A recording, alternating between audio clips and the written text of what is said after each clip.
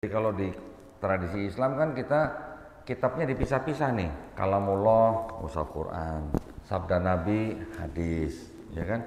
Nanti kajian-kajian kitab apa atau mungkin sejarah daripada Nabi, ada kitab sendiri namanya Sirah Nabawi. Sampai ada kitab khusus isinya hadis palsu pun ada, gitu kan? Tapi kalau di Kristen itu kitabnya cuma satu ini. Semuanya campur. Jadi yang dianggap firman Tuhan ada, yang dianggap sabda Nabi ada, yang dianggap perkataan sejarawan juga ada, cerita pornonya juga ada. Waktu itu kan Islam juga sedang sering difitnah kan. 2001-nya dulu kan WTC kan, 9/11.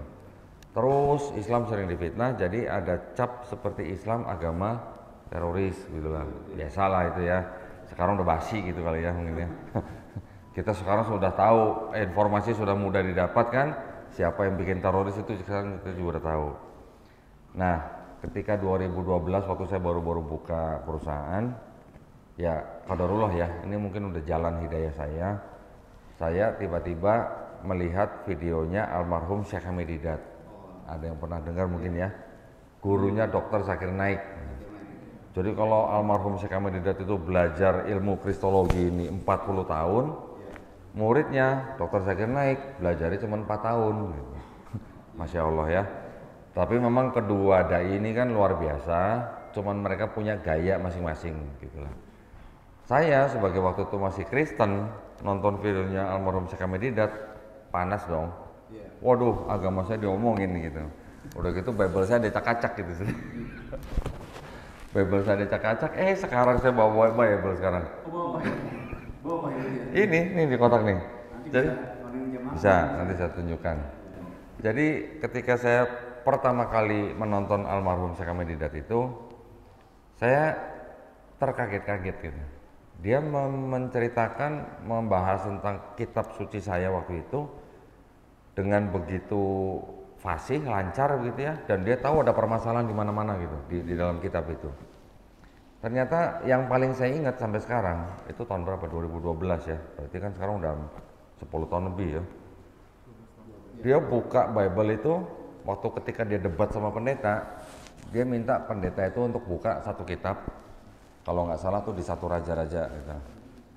Terus kemudian almarhum Syekh Hamid Didat itu buka kitab, dia bilang, "Saya mau baca ayat ini, tolong cek yang ada di kitabnya pendeta. Betul nggak apa yang saya baca? Sama nggak gitu ya?" Dibaca ayat pertama, betul, sama. Ayat kedua, sama. Ketiga, keempat, seterusnya, sama semua. Tapi ternyata yang almarhum Syekh Hamid Didat baca bukan dari kitab yang dibuka sama pendeta itu. Beda. Jadi di dalam satu kitab itu ada, di dalamnya kan ada, kalau kita mengenal surah lah ya ada surah. Ada 2 surah yang belasan bahkan puluhan ayatnya sama persis. Sama persis itu sampai tanda bacanya gitu. Koma titiknya sama persis gitu. Berarti ada apa? Namanya itu apa? Plagiarisme. Gitu ya. Plagiarisme itu berarti kalau tadi kita dengar imam membaca surat Ar-Rahman kan banyak yang diulang-ulang, kalimat itu kan kalimat penegasan. Ya, kalimat pengingat supaya kita mensyukuri nikmat yang diberikan Allah SWT. Tapi kalau yang tadi saya bicarakan 2 surah belasan bahkan puluhan ayat sama, itu plagiarisme. Bukan sifatnya seperti surat Ar-Rahman tadi gitu. Beda. Saya kaget, kok bisa begitu ya? Dalam satu kitab 2 surah yang berbeda, ternyata ada ayat-ayat yang plagiarisme. Jadi kan timbul pertanyaan, yang nulis surat ini nyontek yang ini atau yang nulis surat ini nyontek yang ini gitu. Karena sama persis gitu. Oke, saya catatkan ya. Jadi lama-lama saya nonton videonya almarhum Syekh Hamid Didat itu sambil pegang Bible, sambil saya catat gitu, saya tandain gitu. Buat mastiin. Karena kan saya dari kecil memang akrab di besar di gereja, jadi akrab dengan Bible. Begitu dia sebut surah apa gitu, saya langsung buka cepet gitu. Berarti kodoknya itu termasuk Kristen yang taat gitu? Remajanya ya. Hafiz enggak ada yang hafiz Bible Pak, enggak ada yang hafiz Bible. Ya cuman apal aja urutan kitabnya, nyari ayat itu cepat gitu. Kalau di Quran kita kan, mushaf kita kan tidak ada indeksnya ya kan, nama-nama surah ditandain gitu kan di mushafnya kan. Kalau di Bible tuh ada begini. Nah, kalau di Bible tuh ada indeks begini. Oh iya. Nah, ya. Ada yang ini nama-nama surahnya nih. Itu. Kalau di Quran kita kan belum ada ya. Usul juga tuh, boleh juga tuh, bagus tuh kalau dibuat begitu ya. Jadi ketika saya mendengarkan video atau menonton video tuh sambil saya buka ini. Kalau mau baca nggak usah pakai bismillah ya. Nah, terus akhirnya berlangsung kira-kira 2 tahun lah saya mempelajari, mendengarkan, mempelajari sendiri, terus menonton debat dan sebagainya. Apa yang dulu saya pelajari dari almarhum Syekh Hamid Didat, alhamdulillah sekarang saya ulangin. Sekarang saya yang melakukan gitu.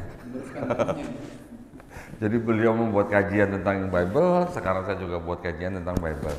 Beliau dulu berdebat dengan pendeta-pendeta, sekarang saya juga debat dengan pendeta-pendeta. Alhamdulillah. Jadi ya saya hanya berharap apa yang saya lakukan juga mendapatkan pahala yang sama dengan almarhum Syekh Hamid Didat. Karena saya baru sadar sekarang ya. Dulu saya bisa bersahadat, saya bisa masuk Islam.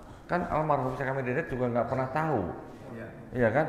Dia berdebat dengan pendeta di Amerika, di belahan bumi yang lain ada yang bersahadat, nggak ada yang tahu gitu. Ya, jadi saya hanya berharap kami istilahnya hanya memberitakan kebenaran. Bukan berarti kita membenci saudara-saudara kita yang Kristen, bukan. Ya, saudara besar saya juga masih keluarga besar saya juga masih banyak Kristen. Tetapi di dalam kitab ini masih ada yang disebut dengan kebenaran, masih ada ya. Tetapi banyak juga yang salah gitu. Jadi kalau di tradisi Islam kan kita kitabnya dipisah-pisah nih. Kalamullah, mushaf Quran, sabda Nabi, hadis, ya kan? Nanti kajian-kajian kitab apa atau mungkin sejarah daripada Nabi ada kitab sendiri namanya Sirah Nabawi, gitu kan? Nanti kajian yang lain kitabnya beda-beda. Sampai ada kitab khusus isinya hadis palsu pun ada, gitu kan? Tapi kalau di Kristen itu kitabnya cuma satu ini. Semuanya campur.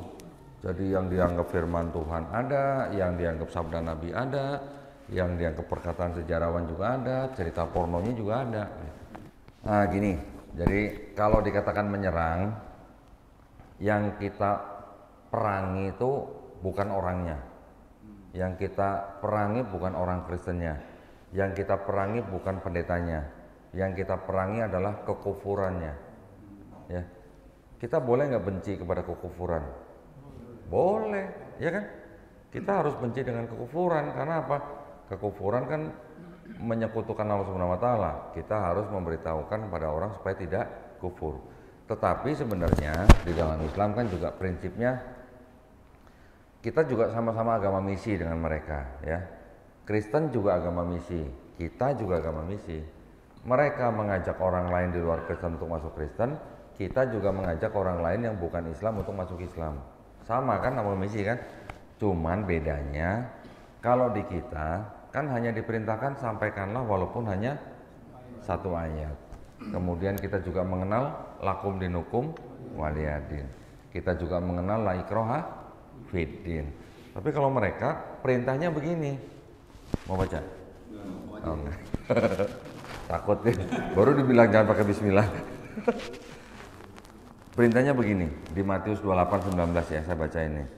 Karena itu pergilah, jadikanlah semua bangsa muridku, murid Yesus maksudnya. Dan baptislah mereka dalam nama Bapa dan Anak dan Roh Kudus. Ada perintah baptislah, jadikanlah mereka muridku. Berarti kan kalau belum dibaptis kan belum selesai urusannya.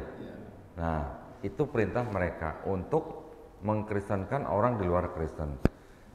Nah, kalau zaman dulu belum ada pemerintah negara, belum ada aturan negara, itu mungkin bebas-bebas saja gitu ya. Tapi kan sekarang kita sistem tatanan dunia kita sudah ada negara-negara, sudah ada pemerintah, sudah ada aturan-aturan. Pemerintah juga punya aturan gitu kan. Setiap warga negara diberikan hak untuk memilih dan menjalankan agama dan kepercayaannya masing-masing. Haknya penuh. Undang-Undang Dasar 1945 pasal 29 ayat 2 gitu kan. Tetapi di lain itu juga ada aturan pemerintah yang lain bahwa mensiarkan agama itu nggak boleh kepada orang atau kelompok yang sudah beragama. Itu ada aturannya.